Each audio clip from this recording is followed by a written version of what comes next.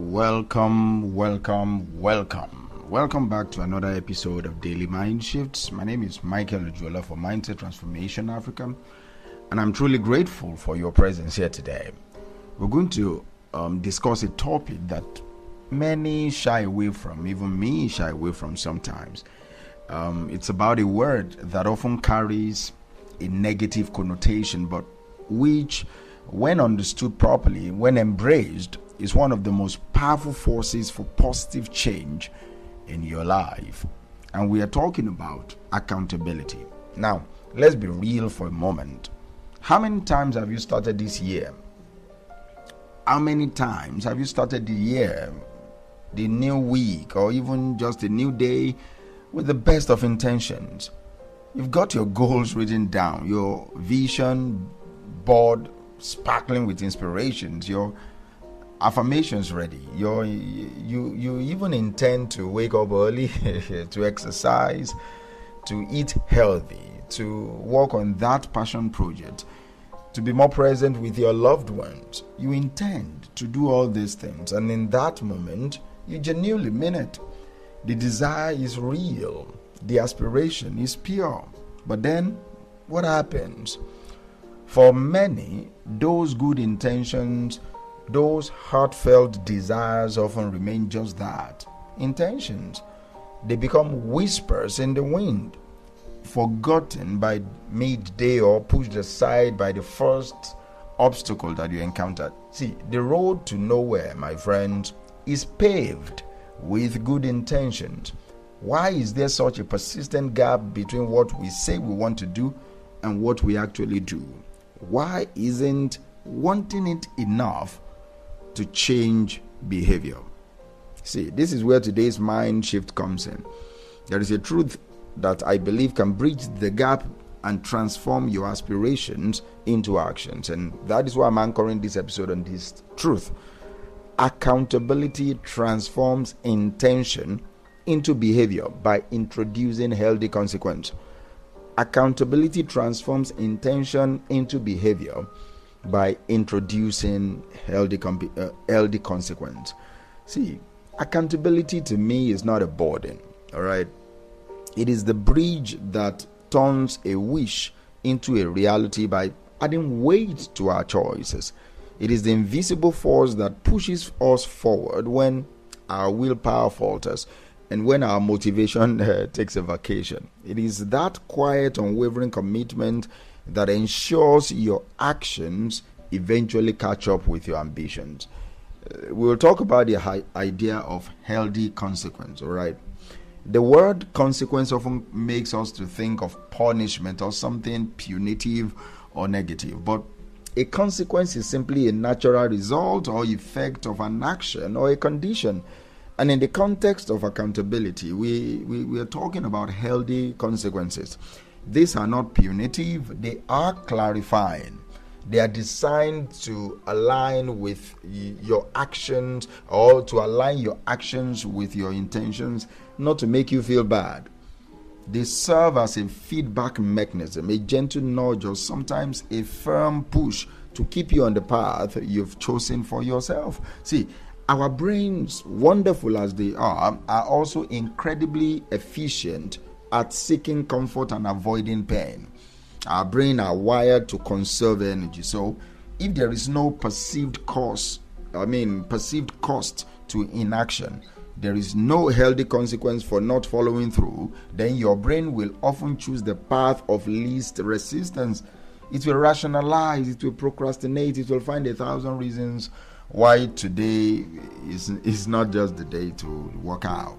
This is why I call this is what I call the soft pillow trap. All right, we become so comfortable in our intentions, we become so cozy in our aspirations that we never actually get up and do the hard work. The lack of accountability keeps us comfortable, but it also keeps us stagnant.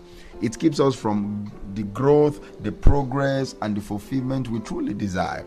It allows us to dream big without ever having to do big. See, healthy consequences introduce a gentle yet firm pressure. They create a scenario where the cost of not doing the thing you said you will do become greater than the discomfort of actually doing it. It is not about the fear, it is about leverage. It is about creating a system that supports your highest self, even when your lower self wants to stay in bed. It is about building a framework that makes it easier to do the right thing and harder to do the wrong thing.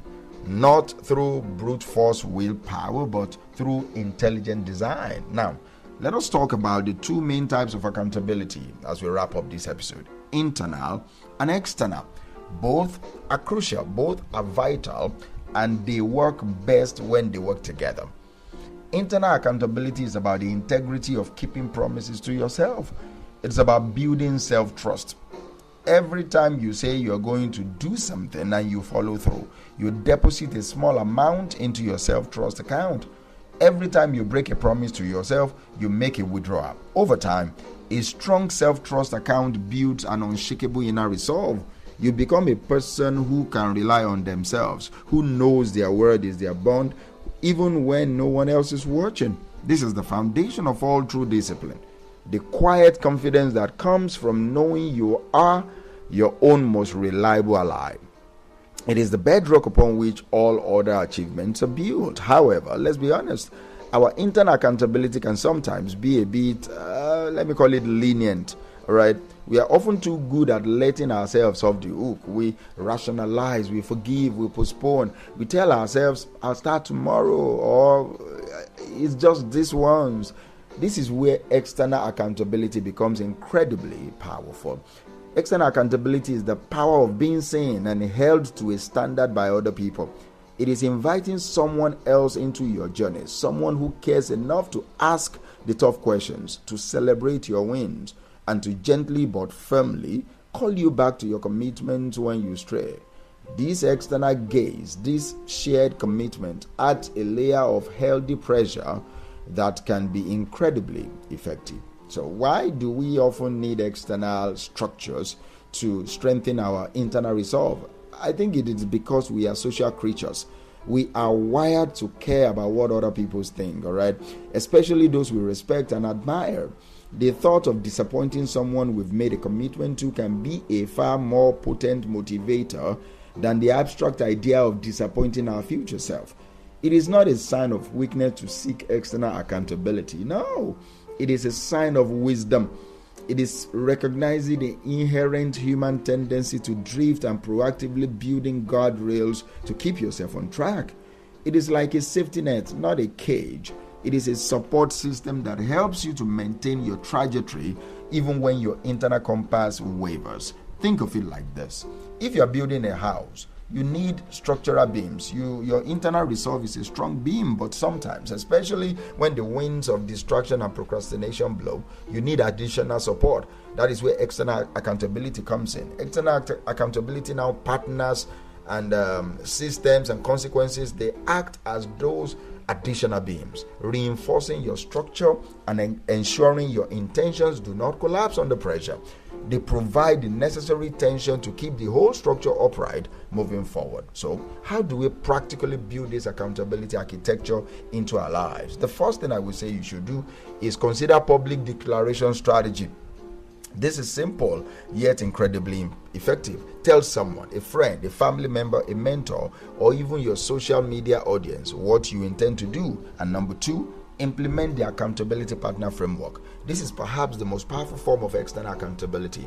Find someone you trust, someone who is also committed to their own growth, and someone who is willing to be radically honest with you. This is not just a cheerleading squad. No, it is a partnership built on mutual commitment. And number three, learn to use positive friction and negative stakes.